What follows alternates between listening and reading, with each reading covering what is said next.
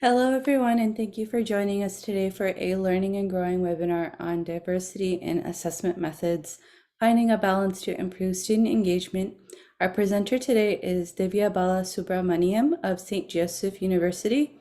My name is Sidra, and I'll be your moderator today for Hawks Learning. We will have a live Q&A session after the presentation, so please enter any questions you have into the Q&A module as we go, and we'll be sure to answer them at the end. I'll now hand it over to our presenter.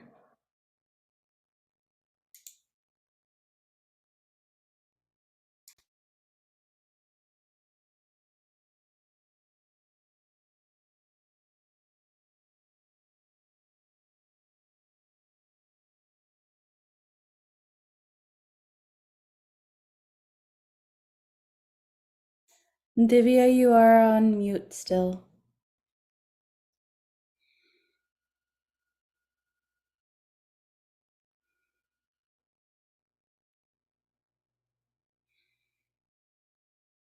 Sorry about it. Good afternoon, everyone. I hope everyone is doing well. And I just want to start off by thanking Sidra for the kind introduction and for moderating the session.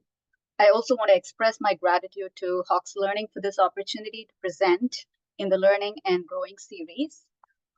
It's wonderful to see many of you logging in spite of your busy schedule. So I do appreciate your time, and I look forward to having a very engaged discussion today.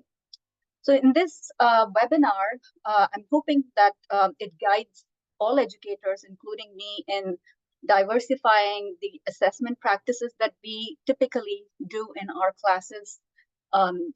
Assessments like quizzes and exams, and also we'll try to illustrate how we could potentially avoid over-reliance on a single assessment approach. So it starts off, I would say, by examining our own core teaching values and student strengths. And as we kind of develop that process of understanding, I hope that we as educators can develop a balanced, authentic set of assessment methods that improve engagement and ultimately cultivate transferable career skills like teamwork in our students. So to start off with the presentation, I would like to highlight what this session is going to entail. First, I would like to share some suggested strategies, ideas for including a variety of assessment activities for face-to-face classes. In the process of this session, I also hope to share a few examples of my own assessments in my introductory classes and upper division classes.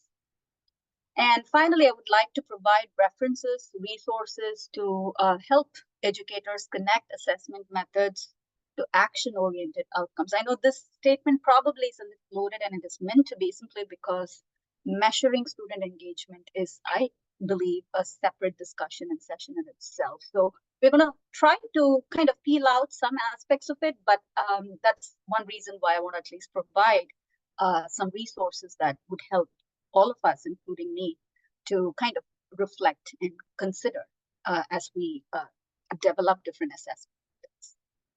As a side note, I would also like to mention that the discussions that we have today in terms of assessment is purely kind of coming from my own experiences, I must say, and most of my teaching experience has been face-to-face, of course, apart from the COVID era.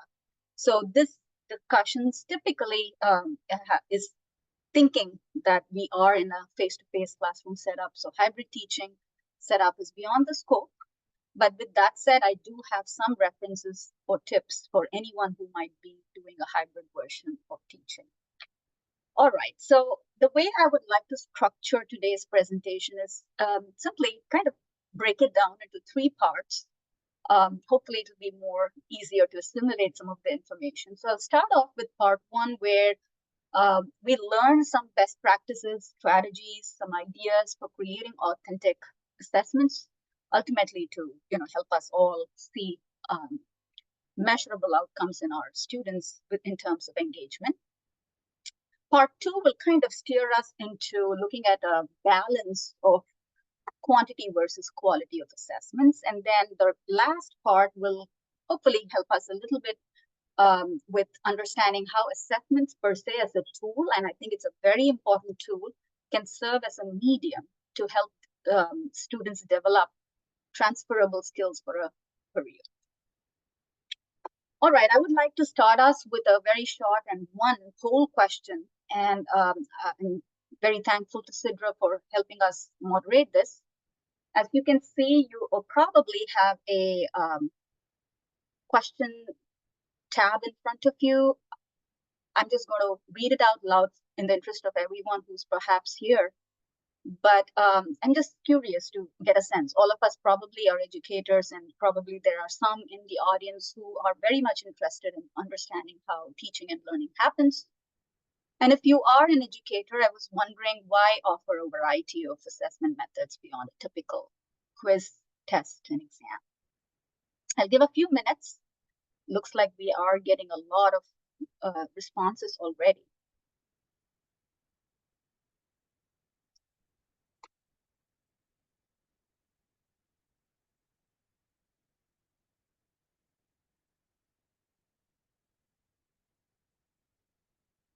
Let us wait for a few more minutes. In the meantime, I'll read out the options for anyone who's still considering. Is it to assist students to develop a deeper understanding as opposed to memorizing information? Is it to assist students in applying the knowledge and learning and using activities to prepare them to understand and delve deeper into their chosen field? Or is it to provide students with very diverse capabilities, backgrounds, interests, and learning styles to thrive in the setup? Or is it all of the above? It looks like we have about 79% of the audience participated already. If I'll just give probably another 30 seconds for anyone who's still reading out the question and maybe considering to respond.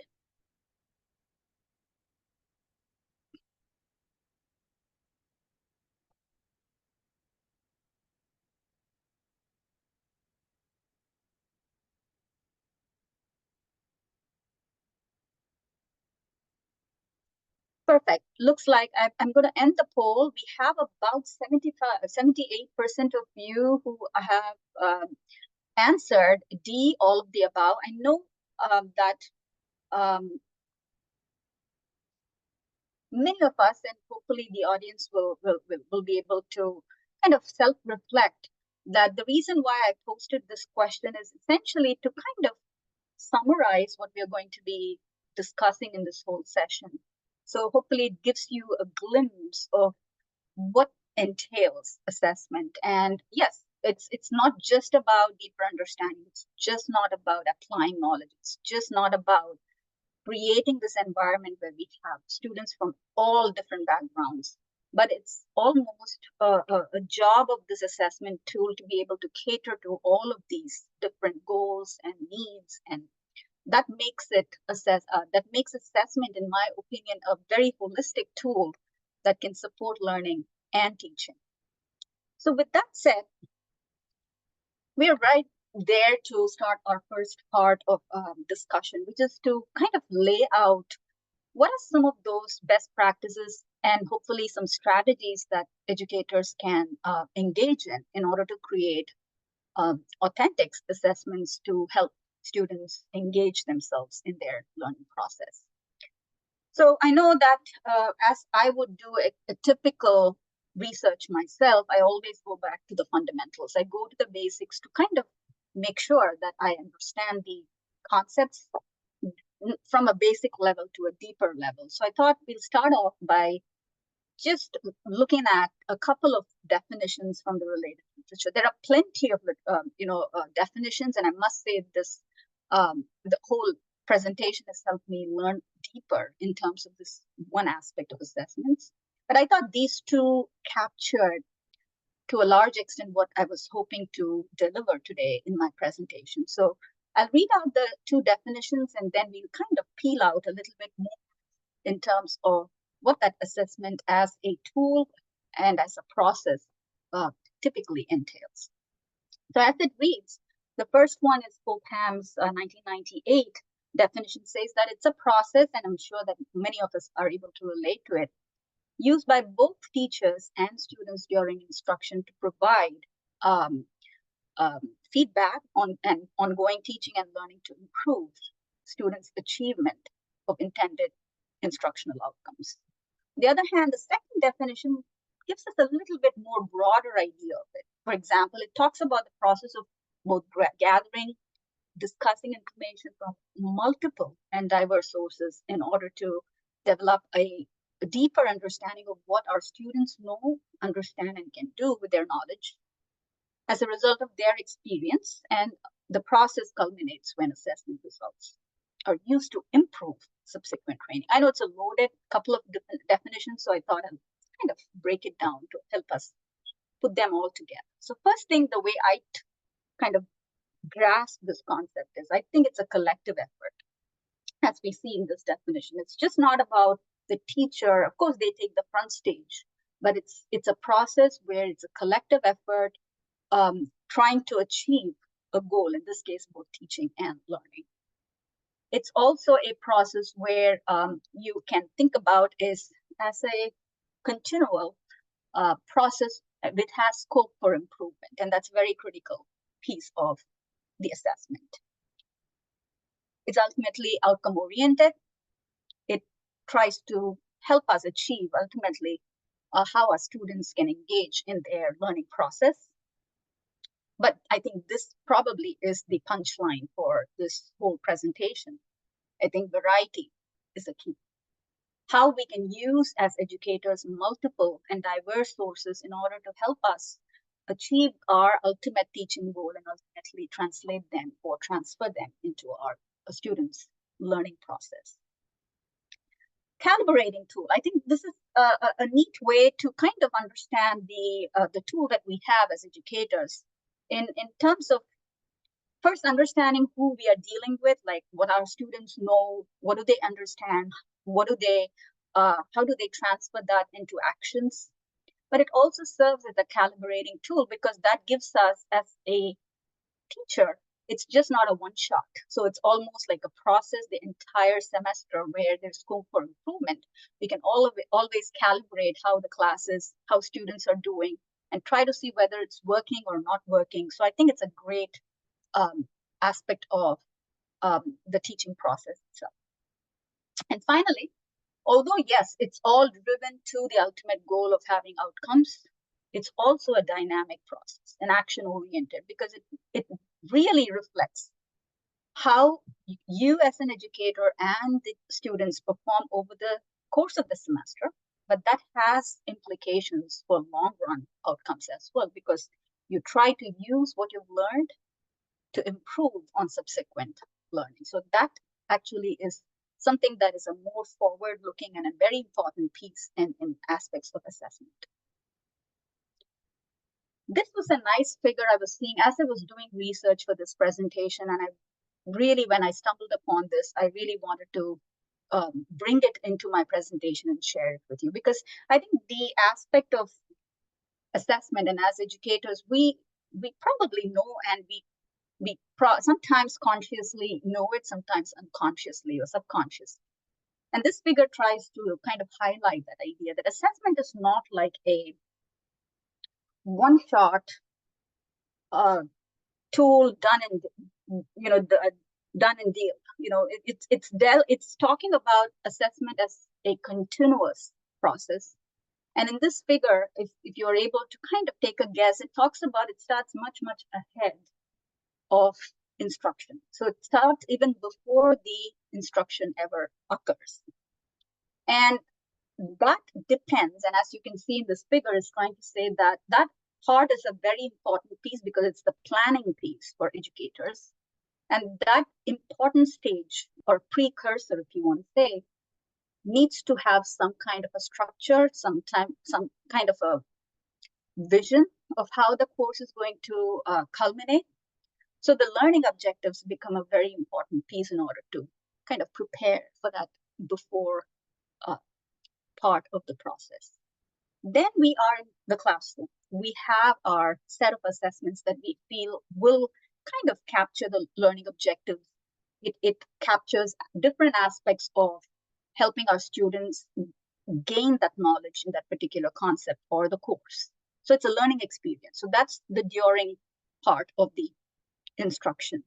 Probably it's again a complete time frame of the entire semester. Sometimes if you have follow-up courses, it might be a longer period.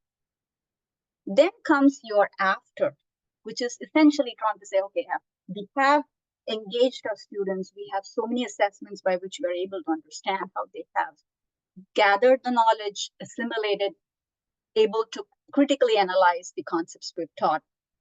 Let's kind of have an after instruction, which in my understanding would be the almost like the finale of the semester. We have some way of assessing that whole product of understanding whether, okay, this student has gained the sufficient knowledge in order to progress. And then you always have the feedback effect because it's an ongoing process. And that's when you have the revision and the loop continues. Moving on, I would like to talk a little bit about the forms of assessment. Probably all of us, again, have it in different ways set up, depending on the course, probably. Sometimes some of our core values might dictate it. Sometimes it might be the time constraints. You just have to deal with whether or not you're able to have one type or one form of assessment versus the other. And I can give you some examples from my own experience. But broadly, it can be kind of put into different buckets, which is, quantitative assessments versus qualitative, structured versus unstructured, or objective versus subjective. Now, I'll just give 3 examples, and I'm happy we can continue this discussion after the presentation is complete.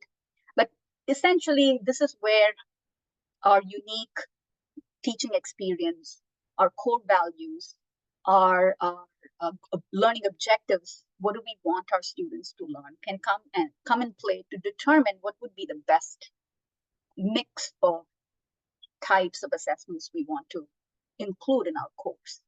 Quantitative is kind of, again, probably many of us already have a sense, but in the interest of everyone to be on the same page, is essentially having assessments of different nature. Again, look at some examples, but it kind of addresses one key point. It's going to be based on data. It's going to be based on how you can measure it, how you can have numerical ways of assessing the content, or the way you can measure how well your student has grasped the concept. It can have a different connotation.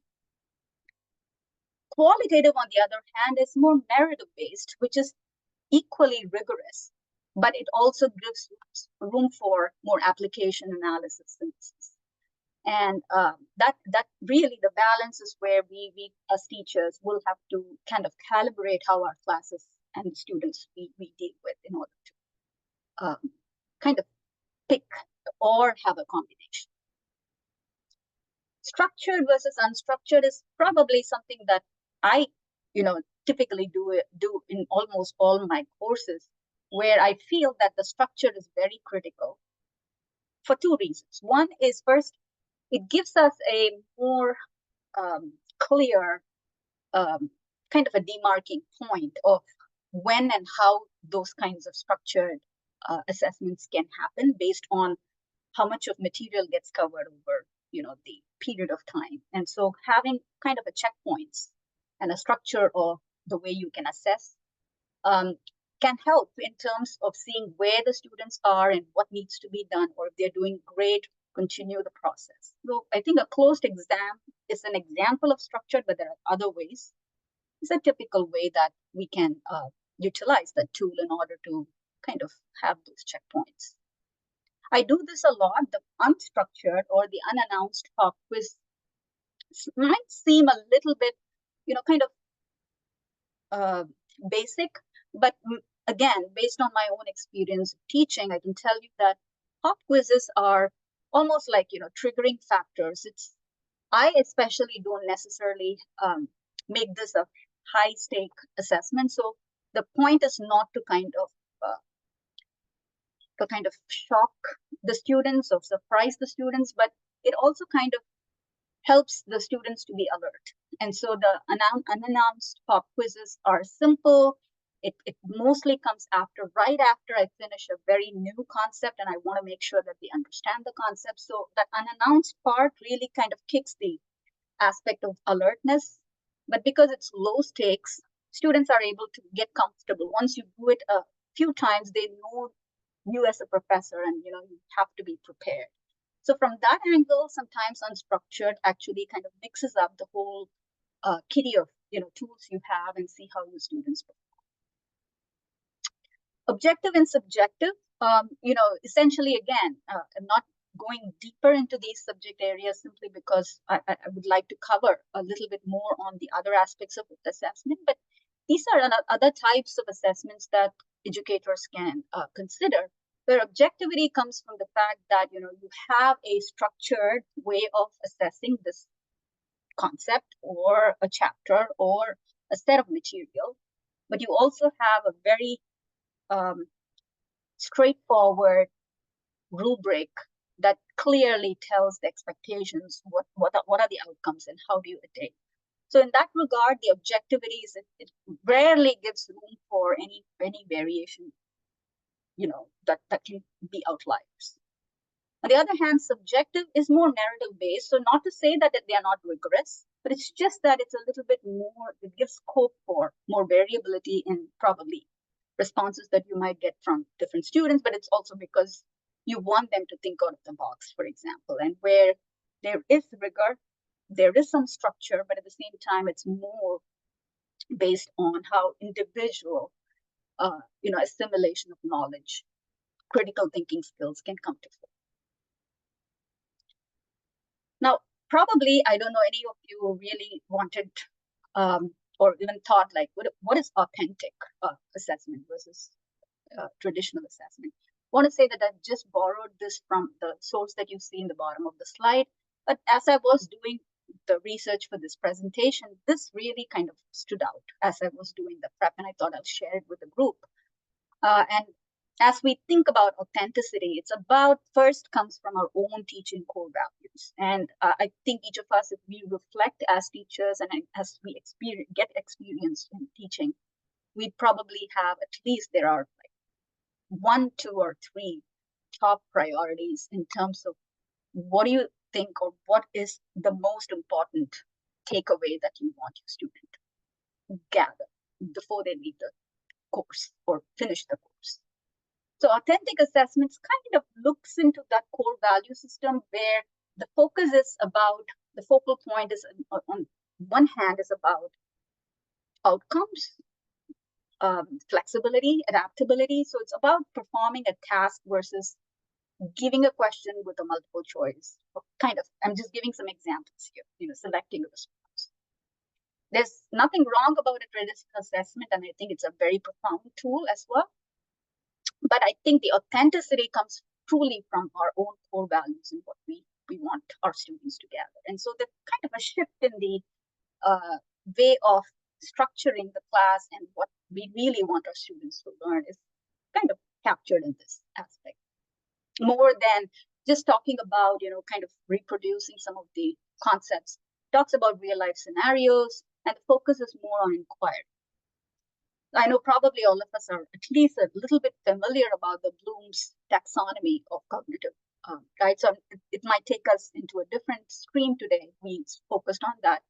But again, to make sure all of us are on the same page, the authentic assessment tries to focus on the latter part, which is essentially the higher level of Bloomberg's, which talks about not just gaining knowledge, it's all about evaluation, critical thinking skills, analysis, and stuff. And authentic assessments try to kind of keep the student in the center, and then structure tools and assessments that surrounds them, as against a traditional, where it is a little bit more passive, or you want to say it is more teacher structure. Direct evidence versus indirect evidence. Again, I don't have specific examples because it's not the focus of our conversation today, but I'm sure that there are several assessment tools where we can kind of tie our assessments to a direct evidence of learning versus we had a traditional setup. It's kind of a little more subtle. Let's move on to part 2. I hope everyone is with me. If there are any, because I don't see any of you, so I hope we're all still on the same page. Part 2 talks about a strike of a balance on the quantity versus the quality of assessments. Again, I thought this was a great way to at least I felt the first time when I saw this as I was researching is essentially like a menu items of, what are some popular assessment tools we might have in our teaching. And so there's no particular order here, but this again is adapted from the University of New Brunswick's Center for Enhanced Teaching and Learning, and the references below. But these are, sometimes when I saw this for the first time, it was a little overwhelming. In the sense that, I was kind of also, it gave me an opportunity to kind of think about this question, quantity versus quality. So in this presentation, I'll highlight what I do. So this is where I'm going to steer myself into some of my experiences and what I have done to kind of illustrate some of these points. So I will start off with, in my Econ 101 class as an economics teacher, the blue stars tell you typically what type of assessment I use in my Econ 101 classes. And I also teach upper division classes as and there are variation in that, set of courses. But broadly, I have the following. You see open book, you have article review, independent research. Some of my slides are not showing as I'm presenting, so I apologize. Oral exam, regular practical application work. I'll give you some examples of each of them. And of course, midterm and final exam, which I always believe a structured and old school method that I always value, that I want my students to have that kind of a time-driven examination where they can kind of prepare in order to deliver the responses that they prepare for. And then group projects and poster presentations. So I don't know if you caught, where this is heading in terms of our discussion and my presentation, but you can see that I had to cherry pick. I cherry pick assessments. And again, it goes back to my core values. I kind of think about the course much ahead before I start the course. I devote a couple of months to see what probably has been working well, continue doing it. Then think of things that can be kind of shuffled. So it's a dynamic process. Again, there's no hard and fast rule here, but I tend to have on average at least 4 to 5 assessments, and I'll tell you some of the reasons behind that. But overall, I never try to have a heavy weighted assessment where the students are like, you do it or it has an impact on your ultimate scores and learning process. So this is an example of an assessment structure, components, however you want to think of, in my introductory economics class. As you can see, probably you've seen the brief introduction about this presentation. Don't put all your eggs in one basket is something that I completely, believe in as a teacher. I'll tell you a few of the reasons behind it in a later point, but I always valued where I saw my students, there are students that are performing very well throughout the semester. It's a win-win for them because they kind of take different assessments in small pockets and they kind of see success. By doing this kind of a diverse set of assessment tools, it also, I've found that it helps my lower tail distribution of my students who are struggling probably, and probably they are the ones who sometimes are not the best exam takers, but they sometimes do well in team related projects. They can engage. So the type of students can be very diverse. And so I want to make sure that I cater to many of my students so that all of them can find ways in order to improve on throughout the semester. So that's one of the core reasons why I do have a variety of assessments throughout the semester. I'll give you a little bit more in-depth example of just one where I want to also share the aspect of why sometimes some assessments may be a critical piece in kind of, getting back a class that is kind of, I don't want to say lost, but, there is no connection. So I think that is an important piece, because as a teacher, it's our, I feel, duty to make sure that we are connected to our students. We connect them at different levels, both in terms of pedagogy, in terms of helping them to understand the concepts, and try to address if there are aspects that needs improvement. And so I, for one, I believe that we don't have to reinvent the wheel. So there were several generous educators out there in the internet world, and many of them have given some of their own experiences. And I was very fortunate to stumble upon one example, and that's PAP. I call them Pick a Passage, and this is usually for my introductory classes. So the PAP is a discussion board activity, and I have 3 objectives for me to have this assessment, and it has been time tested, and my students tend to appreciate the aspect of, kind of engaging themselves in the lessons, interacting with their friends during the discussion board.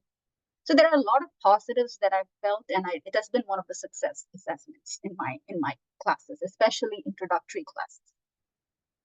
So the 3 objectives is, first, as you can see in this, and this is just taken from my syllabus, it is a required assessment. I also give them time. So it's not like I ask them to do a discussion board, I give them, 24 hours, 48 hours, which is okay.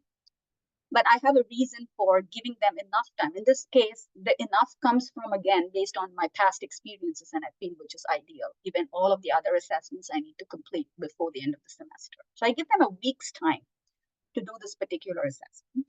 So it kind of develops the aspect of time management. It's not just about picking a passage. That's what the core prompt is. They have to pick a passage from a chapter, and that's one part, and post that. But it has a little bit more layered understanding process, which is they have to reflect on that, why it stood out, use logic, reasoning, assumptions, intellectual inquiry. So kind of brings another layer of, making sure that their learning process is more rigorous. And then, of course, peer interaction, something that I always value. I feel that it's one of the most transportable lifelong skills anyone can acquire. So this small exercise, it might seem very, simple, but it has had a profound impact in my student engagement, simply because they kind of target different aspects of learning skills, and it's also low stakes. So students are comfortable, sharing some of the concepts they've learned. In fact, I've had some of the most interesting responses where sometimes they're able to relate it to the real world, which is what my ultimate goal is. I want my students to believe or see that economics is everywhere. That's one of my core values, because that's how I got into this profession itself. I could see economics everywhere, and there's some, background anecdotes I can share if we have the time. But that is one of the core values. I want my students to believe and understand that economics is actually everywhere. So this activity, and as such, is able to create that, because there are responses when I say, okay, I went to the grocery store, we were talking about shortages and surplus, and we were trying to understand what's the price change, and what's the quantity change, and why does it happen? And then I was able to relate, because now they were engaging in this discussion. And so it really makes it a little bit more lively, more engaged, simply because they're able to now take the classroom experience to their own lives. So I think that's one of the reasons why I always enjoy creating these kinds of assessments, and also low stakes, simply because it doesn't put too much pressure in terms of the overall learning process. let's move on to the final part, and hopefully we'll have some time for Q&A. And if I've not touched upon and I've not answered any of your chat box questions yet, I'm happy to take it up. But this part is going to be relatively shorter because not for anything else, but the core aspect of, how do I measure transferable skills is a different whole new ball game in terms of understanding the theory behind it. So it will be beyond the scope of today's presentation. And so I'm just going to keep it relatable based on my, again, more teaching experience. So most of these aspects are going to come from some of my assessments and how I have seen my students benefit in terms of acquiring these transferable skills. And then with the hope that skills are going to take them along as they move into their next stage of their careers.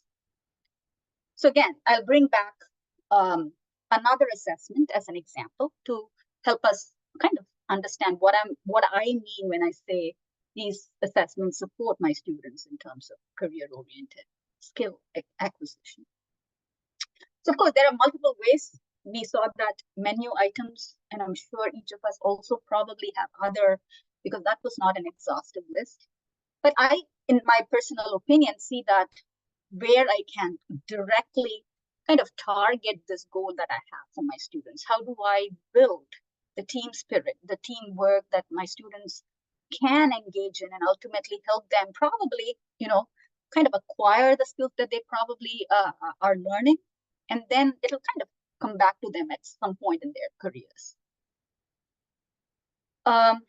This goes back to one of my upper division classes. I teach a lot of Asian studies courses. One of them is Asian economies. And I'm bringing this example where this course and this particular assessment was particularly targeted during the 2011, 2011. It might sound a little dated, but the reason I brought it was, when you have some current events, and at that time, I had 4 objectives.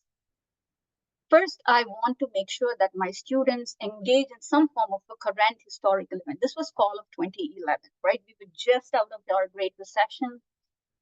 People were talking about it. And then we're talking about Asian economies. If you talk about Asian economies, that's a kind of a discussion that you can't skip, is essentially talking about the Asian financial crisis. So I took that as a great opportunity and have had my students kind of delve deeper and kind of gave them a freedom, so as to speak. I gave a prompt, but I also told them, look, this is going to be a poster presentation. So it's something that they have not done in the past. Some of them, it was the first timer.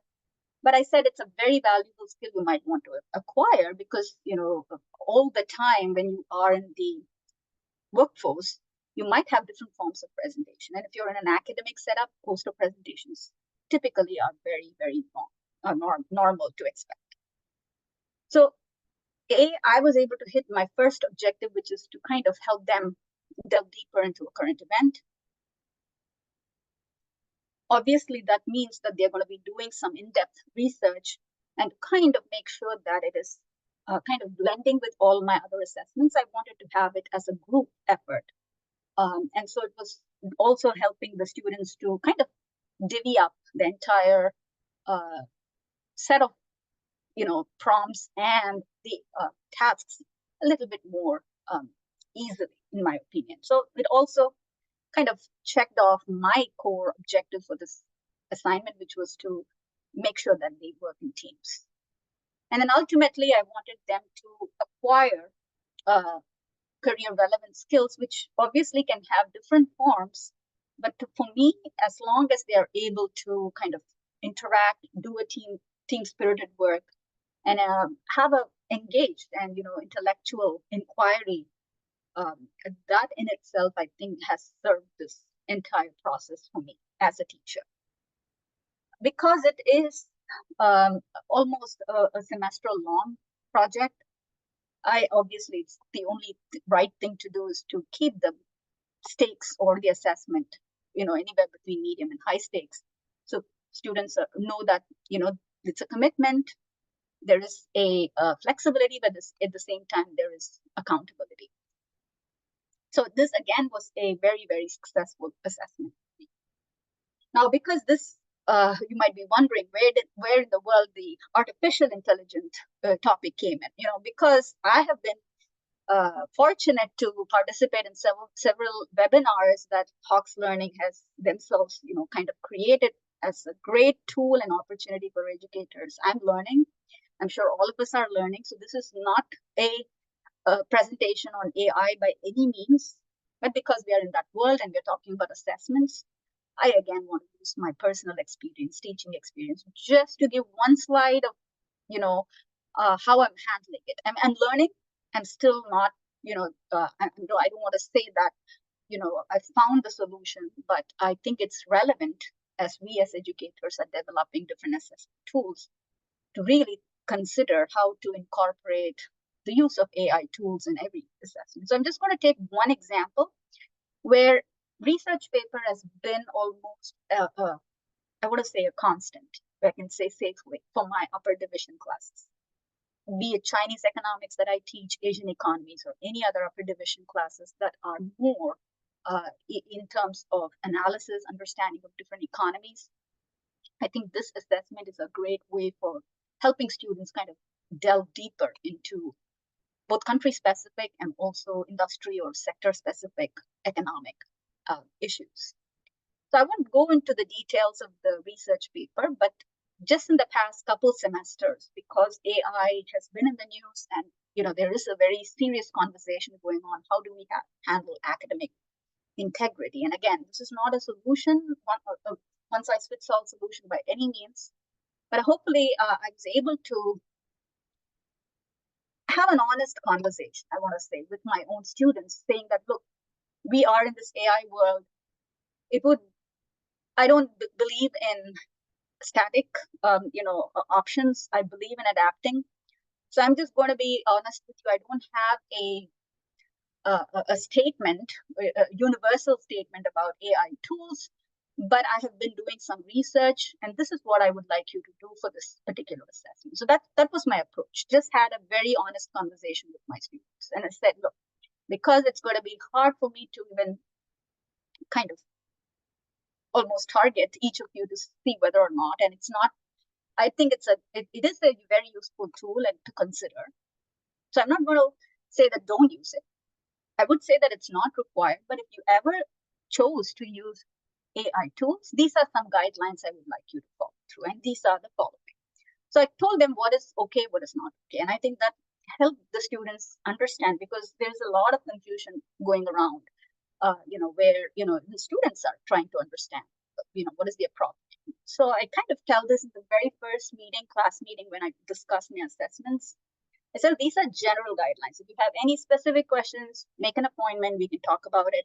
But these are some things that are acceptable and non acceptable. And that has helped me, at least I can say, in the past couple of semesters. First, I tell them, okay, these are the reasons you can use. So go ahead. You have the permission for the following. You can brainstorm, you can define your ideas, to organize your thoughts, finding information. Those are all okay. Beyond checking grammar and style, the ones that is not okay, it's writing a draft, writing the entire sentences, and then I talk a little bit about academic integrity. So that has, in fact, kind of helped students to also kind of lower their anxiety, because from their end and my end, they're trying to kind of at least clarify certain things to make sure that both my student and I are on the same page. Let's quickly revisit. I know we are almost like we have a few more minutes before we can open it up for Q&A. But I just wanted to revisit this particular assessment type simply because as I was prepping, if I have to be again honest with the audience, it really piqued my interest, because as you can see, we have at least 15, and this is not an exhaustive list. And on average, I have 4 or 5, depending on the semester. And again, I would say you that it is a dynamic process. There are semesters where for the same Econ 101 class that I've taught multiple times, I kind of change some aspects of assessments simply because the semester is different, students are different. So I want to make sure that I still have them with me to hold them and make sure that they are still learning. But as I was prepping for this presentation, 3 specific assessments caught my attention. And so I don't have an answer. I don't have an expert or probably even examples from my past because I haven't tried. But as I am reflecting, and I'm a very reflective person, I try to see what I can do. And I thought of sharing those with you today. Like, I was piqued by the aspect of case studies, scenarios, problem-based assessment, and role plays, and also peer assessments. I've heard this before, don't get me wrong. But it just piqued my interest, and I had a little bit more information about these assessments. These are something hopefully I might consider as I move forward and consider about kind of switching or changing some of my assessments, which typically also helps me to keep things fresh.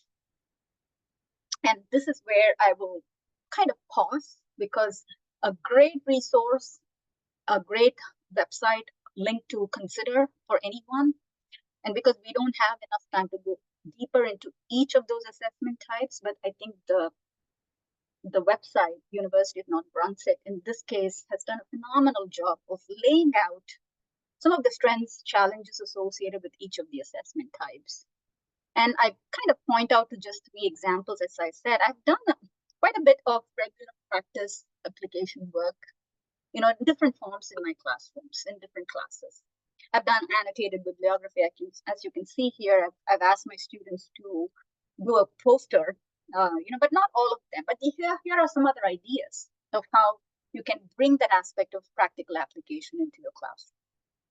So clearly, one thing that stood out to me as I was doing this is essentially, my Econ 101 classes has a lot of terms and concepts. So this particular whole process of prepping for this presentation has helped me to at least, open these new ideas of devising an encyclopedia entry, for example, is something that I might consider.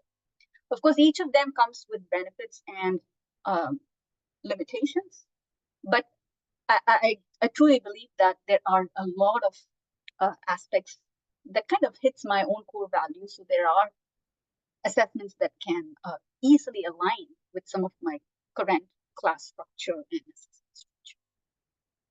Very similarly are the case studies like I was mentioning.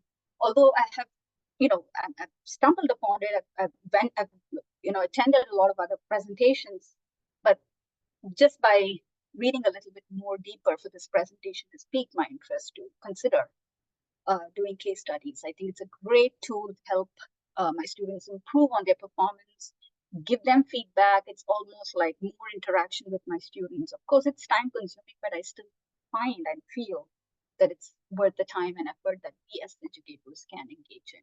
And the final aspect that I would probably consider doing it in my own classes is peer assessment. Now, one thing as a teacher, when I think back, and as I was prepping for this presentation, one thing kept coming constantly, which was like, how do I create this career-oriented skill acquisition? So I've tried different ways and it has been very useful. I think the peer assessment is really something that caught my attention, especially where this is an assessment probably many of you are familiar with, so I'm not taking that off. But for me, as I was reflecting and seeing how I can incorporate, I can easily see, at least in my upper division classes, where it can come in very handy to help that teamwork, which is one of the core objectives for me, for my students to take away. And I think this assessment probably will be one of a neat way to kind of capture and achieve those objectives that I have for my own teaching. So those are some things that I wanted to reflect and share as I was prepping for this presentation. So I'll just do a quick concluding remark.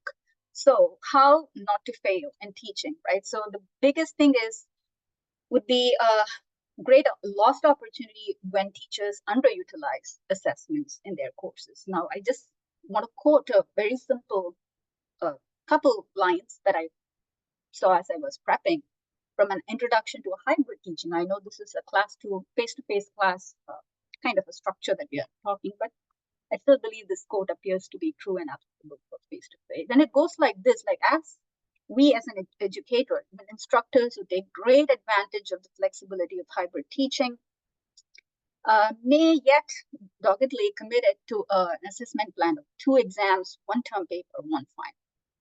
Frequent low-stakes assessments, rapid learning checks, online discussions, collaborative projects, and summative e-portfolios can replace the old model and better allow students to demonstrate their learning. I hope this kind of captures the essence of today's presentation.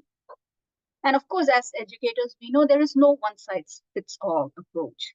At the end of the day, as teachers, educators, I think we have to let the course objectives, our core values, kind of take the front stage, and then kind of help us kind of create that path and help and serve as a guiding light, so as to speak, to determine the best approach in creating the authentic assessments and ultimately help our students be. Here are the references. And I'm really thankful again to Sidra for moderating, and also Hawks Learning for giving me the opportunity to share my knowledge and my teaching experiences with all of you. And I also want to thank all of you before we get into the Q&A, because I know it's Tuesday afternoon, but you were very kind to log on and share your time with us. So thank you. I'm happy to take any questions. Thank you. So we have a couple of questions. What kind of responses do they need to post for their classmates for a PAP? PAP. So that, for example, let me start with the core aspect. So it's about the motivation is very simple. So I want my students to read the textbook. You know, probably all educators who are out here will tell me that is one of the fundamental aspects of helping our students get into that process. So that was the true first factor of creating this PAP discussion, right? So it kind of forces the student, I don't want to say force in a negative connotation, but at least it gives them this, assessment driven activity to actually open the book, read the textbook, read the chapter. So that's the first part. The second part is, because they're not just going to kind of lift the paragraph, they're going to be reflecting. That's where it opens up for answering the question that you had, which is essentially how do they respond is truly dependent on, sometimes students share their experiences. That's why I gave an example. So once they kind of see their friends actually also engaging in an economic activity in the real world, they kind of break their shell and probably share their own experiences. And so that kind of opens up aspects of, thinking beyond just, the sentences that they observe in a textbook or a concept wise. Did I answer that question? Yes, thank you. Would you mind displaying your reference page again? There are some people that wanted to capture it. Sure. And then another question we have is there a book that you would recommend for an elementary education teacher? I can do a quick search or even ask my colleagues in the Department of Education, but I don't want to say that I do have information off my head, simply because I don't focus on that particular area of study, but I'm happy to certainly either do a quick search, and Sidra, I can send it out to you if there's a way we can share. Here are the references. Would you mind making it into PowerPoint mode? Sure. Yep. All right. And then another question we have is, what's your recommendation to get buy-in from old school professors? Can you repeat that question? I don't quite understand. Sorry. What's your recommendation to get buy-in from old school professors who really cling to the one midterm, one final assessment style because of grading burden or it taking up time, class time, even with TAs?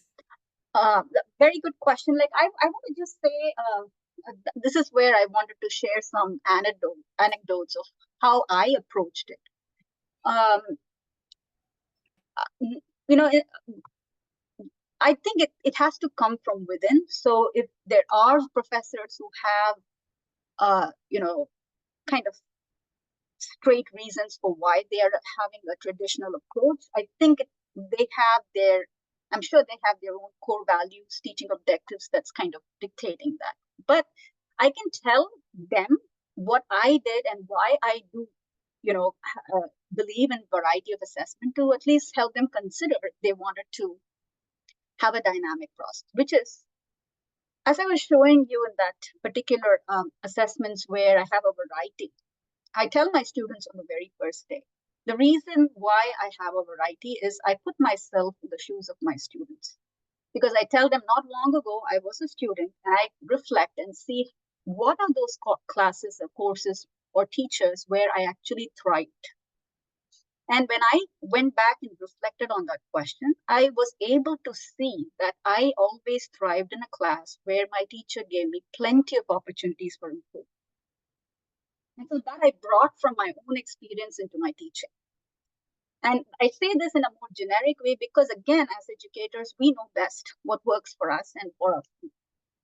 But I can tell you that that's my experience, that when I go and take an exam and it's an odd day, things happen, I feel a little bit more confident that I can improve even if I really didn't do a particular exam well. And that comes from the aspect of this variety of assessments helping me to say, okay, that was a bad day.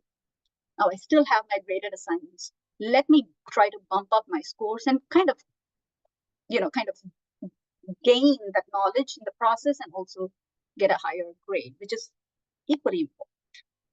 But on the same hand, if there are constraints where the student or the teacher feels that doing so many can be very, very challenging, that's where the quantity versus quality comes in. And I will share that aspects of, if I were to pick, like we had 15 examples, and if I were to trade off, I would rather trade off the quantity aspect against the quality. So I feel that the PAP assessment kind of hits a lot of my core objectives. But it's a week-long assessment, and I have like 4 or 5. Will I trade off that for a much more an assessment where I have relatively lesser engagement? I would rather pick that. So if I wanted to focus, I would give quality where I know my students are going to be engaged, as against having 4 or 5. That helps the conversation. Thank you. Would you mind sharing your resources one more time and then just maybe leaving it up on the screen? Sure. And then we have another question.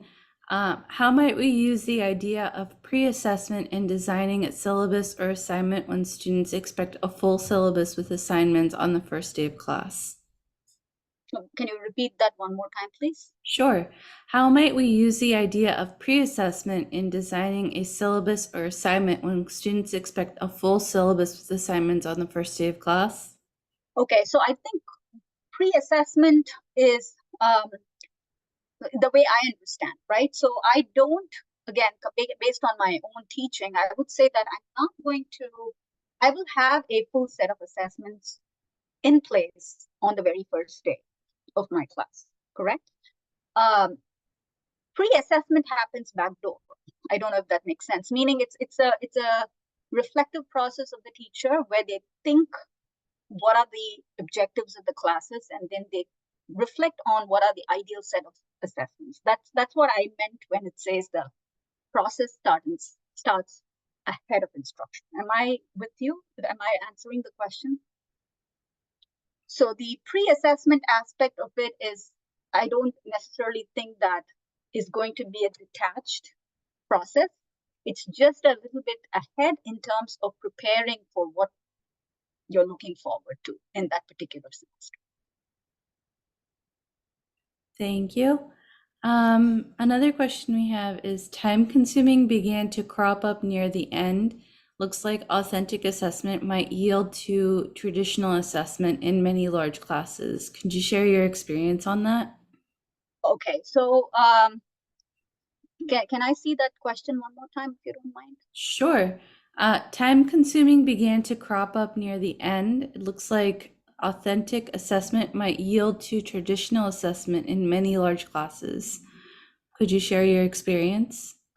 That's a very good question. In fact, a very intriguing question for me. I have not had the opportunity to teach very large groups of students. I teach at an institution where we have about 40 students in a class for my introductory classes. And I also have about 20 to 25 students in my upper division. So directly, I'm unable to provide the difference or where authentic assessments culminate to become a traditional. But based on some probably, educated, knowledge or, common knowledge that I have, I would say that yes, there are some constraints, especially in a larger classroom. It's going to be harder to kind of have that interaction, to be able to do, multitude of assessments, especially when you're having 100, 200, 300, because assessments also need a lot of teachers' time in order to grade them. So yeah, I do see where this question is coming from.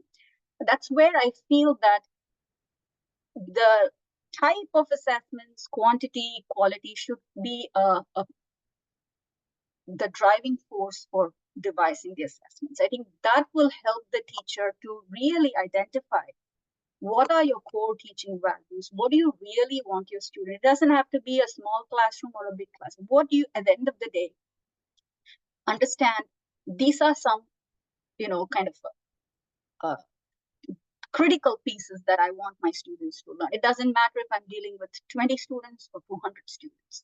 I think that might help the educator to kind of steer their own devising of assessments, be it authentic or, traditional. Thank you. How do you grade a student's work when it comes to online discussions? Okay, so that's a great question. So what I do is, especially with my PAP discussions, I do have the discussion boards that are available to everyone. And then I use the rubric that I tell my students, as you probably took a look of my, short paragraph of the PAP discussion.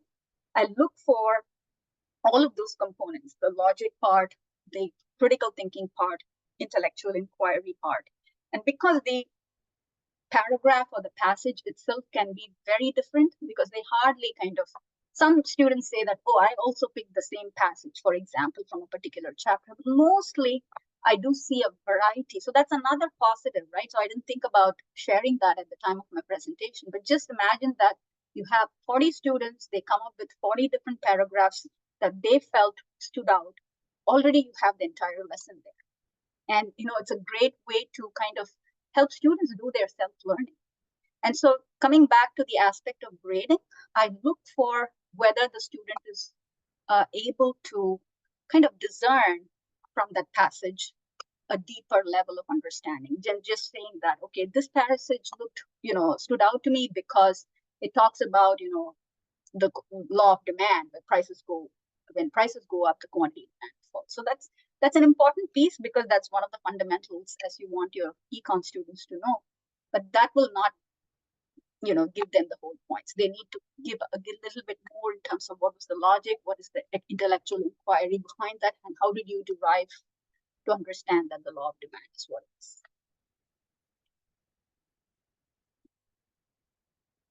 Thank you. In what way and to what extent are the analytics used in your assessment and teaching protocol? Can I see the question again? Sure. In what way and to what extent are analytics used in your assessment and teaching protocol? Uh, can the person who asked the question clarify what do you mean by analytics? Okay, we'll give them a minute to come back and rephrase the question. In the meantime, we have another question. How do you weigh the different assessments and exams towards the final course grade? Yeah, so the weight, as you saw, the very first in the syllabus, I do devise the weight based on first, my exams do get a higher weight. The reason for that, at least it's kind of 60-65%. In a world of AI tools, I want to ensure that I have a closed book exam. So in fact, I find more value right now to make sure that it's much more, I can have a more handle of academic integrity in a closed book setup. So definitely, I think exam one, exam two, and final exam are closed books. So that gives me almost 65% of the weight where I know that my student is uh, preparing ahead and then getting ready to, do the exam. And that gives me a lot of wiggle room to ensure that there's academic integrity. The other parts just typically comes based on the level of effort, level of prep, level of execution. That will typically drive the weights that I assign for different assessments. And I kind of tend to keep it a little bit more distributed. Like I said, because as a student myself, I always thrived in classes where I had a lot of opportunities to improve. And having small bits of 10% or 15% helps because as at the end of the semester, it kind of adds on to your portfolio of learning and also the grade. Thank you. You're welcome. All right, that looks like all the time we have for questions today. Thank you, Divya, and thank you all for attending today.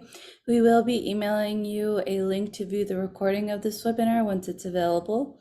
If you or any of your fellow instructors are interested in presenting for our Learning and Growing webinar series, please submit your proposals to the Learning and Growing website, which I've linked in the chat for easy access.